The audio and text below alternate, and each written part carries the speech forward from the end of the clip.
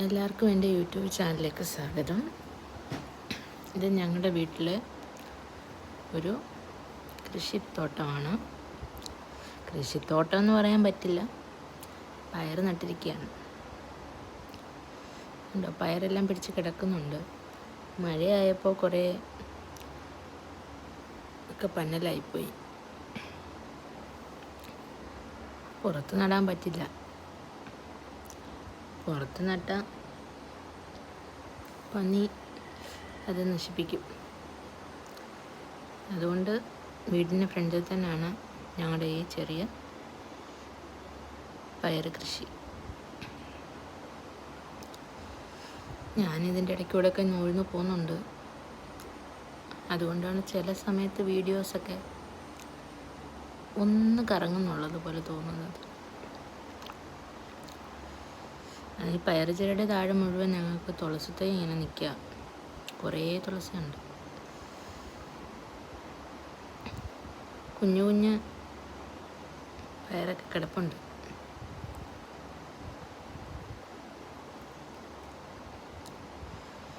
കുറേ നിപ്പുണ്ടായിരുന്നു. രാവിലെ തോരൻ വെക്കാൻ വേണ്ടി പറിച്ചായിരുന്നു. അതുകൊണ്ടാണ് കുറച്ചേ കാണുന്നുള്ളൂ.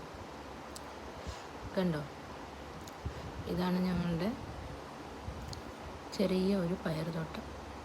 അവിടെ നിന്ന് പയറിനേക്കാളിലും കൂടുതൽ തുളസിയാണ് നിൽക്കുന്നത്. കണ്ടോ പയർ കിടക്കുന്നത്? നല്ല നീളത്തിലുള്ള പയറാണ്.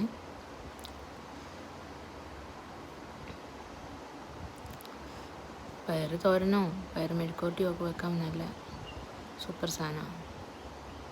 പ്രത്യേകിച്ച് വളവും കാര്യങ്ങളൊന്നുമില്ല, ജൈവവളമാണ് ഞങ്ങൾ യൂസ് ചെയ്തിരിക്കുന്നത്.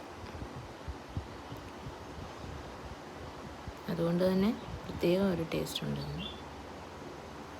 കണ്ടോ കിടക്കുന്നുണ്ടോ? നല്ല നീളമുണ്ട്. നിങ്ങൾക്ക് കാണാൻ പറ്റുന്നോന്ന് എനിക്കറിയില്ല. നല്ല നീളം പയറാണ്. നല്ല ടേസ്റ്റും ഉണ്ട്.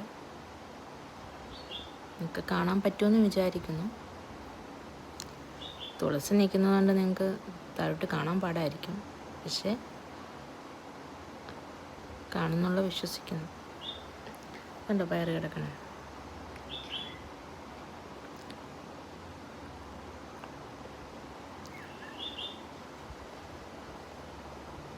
അപ്പം എൻ്റെ ഈ ചെറിയ യൂട്യൂബ് ചാനൽ സബ്സ്ക്രൈബ് ചെയ്യുക, ലൈക്ക് ചെയ്യുക. പിന്നെ ഇതിൻ്റെ തയ്യോ എന്തെങ്കിലും ഇതിങ്ങനെ നിങ്ങളും കൃഷി ചെയ്തിട്ടുണ്ടെങ്കിൽ പറയാൻ മറക്കണ്ട. അപ്പോൾ ഗുഡ് ബൈ. Bye bye.